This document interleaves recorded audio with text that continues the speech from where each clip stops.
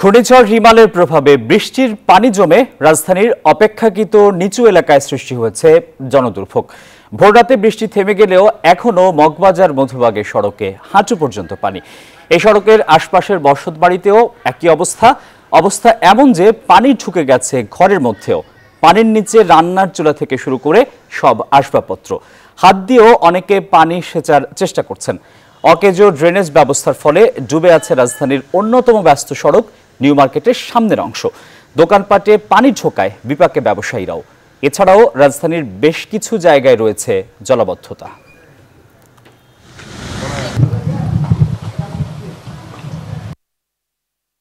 এখানে অফিস করব ভিজা, এই আডুমান পানি নিয়ে অফিস করা কি সম্ভব? নিউ মার্কেট এলাকা, এখানে মানে বৃষ্টি হলে পানি জমে, মানুষের চলাচলের অনেক অসুবিধা হয়। রাস্তা নিচু তো, আর মার্কেটের ড্রেনগুলো মানে তেমন একটাই না, এ কারণে অল্পতে বৃষ্টি হলে এই মার্কেট প্লাবিত হয়ে যায়। ড্রেন পরিষ্কার রাখতে হইব, আর এই যে যারা রাস্তার মধ্যে ময়লা লইয়া দোকানদারি করে না, ওগুলার প্রতিও খেয়াল রাখতে হবে। কর্তৃপক্ষের দৃষ্টি আকর্ষণ করছে যাতে এটা দ্রুত একটা ড্রেনের ব্যবস্থা করা হয়। এখানে আসলে কোনো মানে ড্রেনের ভালো ব্যবস্থা নেই।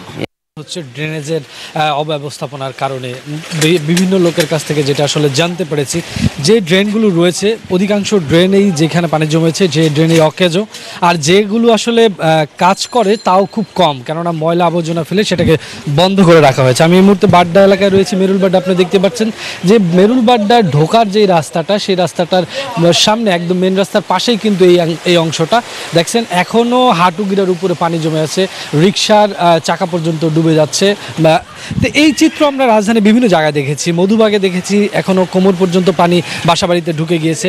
মূল বিষয়টা হচ্ছে যে ড্রেন দিয়ে পানি নিষ্কাশন হচ্ছে না। এই নিষ্কাশন কেন হচ্ছে না? এর আগেও যতবার বৃষ্টি নেমেছে আমরা দেখেছি যে রাজধানীর যত অপেক্ষাকৃত যে নিচু অঞ্চলগুলো রয়েছে সেই নিচু অঞ্চলগুলোতে কিন্তু পানি জমে যায়।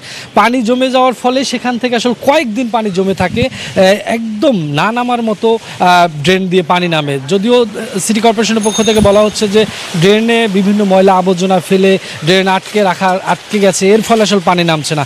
কিন্তু যারা আসলে স্থানীয় তারা বলছেন যে এখানে ড্রেনের ব্যবস্থাটাই আসলে সেরকম কার্যকরী না, কেননা যদি সেরকম কার্যকরী হতো তাহলে যে বারবার তারা এসে যে কাজ করেন সেটা কতটা ফলপ্রসূ সে নিয়ে প্রশ্ন রয়েছে।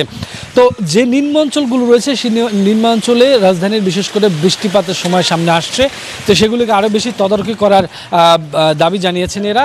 তা না হলে কিন্তু পানি জমে এখান থেকে আসলে ডেঙ্গু বেড়ে যাওয়ার সম্ভাবনা রয়েছে। তো সব মিলে রাজধানী বাড্ডা থেকে এই ছিল এই মুহূর্তে আমার কাছে। আমাদের সহকর্মী হাসান লাওয়ারি রয়েছেন উত্তরা, তিনি জানাবেন সেখানের কি পরিস্থিতি।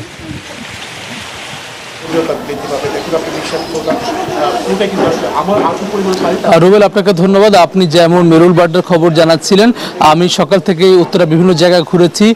এখন রয়েছে দক্ষিণখানেও কিন্তু একই অবস্থা। আমার পেছনে দেখতে পাচ্ছেন যে পুরো জায়গাটি কিন্তু এখন আসলে হাঁটু পানি, একটু দূরে গেলে কিন্তু কোমর পানি, আর সেটি কিন্তু সকাল থেকে এখনও রয়েছে।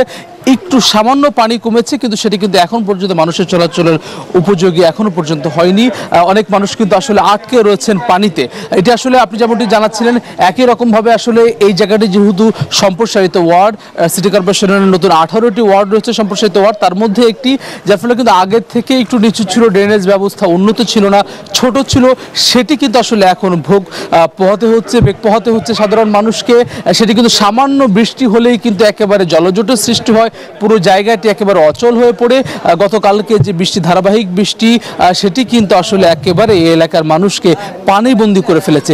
যেটি কিন্তু আমরা সাধারণ মানুষের সঙ্গে কথা বলেছি, স্থানীয় জনপ্রতিনিধির সঙ্গে কথা বলেছি, তিনি বলছেন যে এই এলাকায় অন্যান্য রাস্তাঘাটের সংস্কারের কাজ চলছে। এই বছরে সামনেই কিন্তু একেবারে বর্ষা মৌসুম আসে, সেই মৌসুম জুড়েও কিন্তু এমন ভোগান্তি মানুষের থাকবে তেমনটি কিন্তু তারা আসলে আশঙ্কা করছেন। কিন্তু সাধারণ মানুষের কিন্তু আসলে এই যে দুর্ভোগ, এই দুর্ভোগে তাদের আসলে যে ভোগান্তি, সেটি নিয়ে তারা ক্ষোভ জানাচ্ছেন। এই ছিল আমার কাছে দক্ষিণখান এলাকার জনদুর্ভোগের সবশেষ।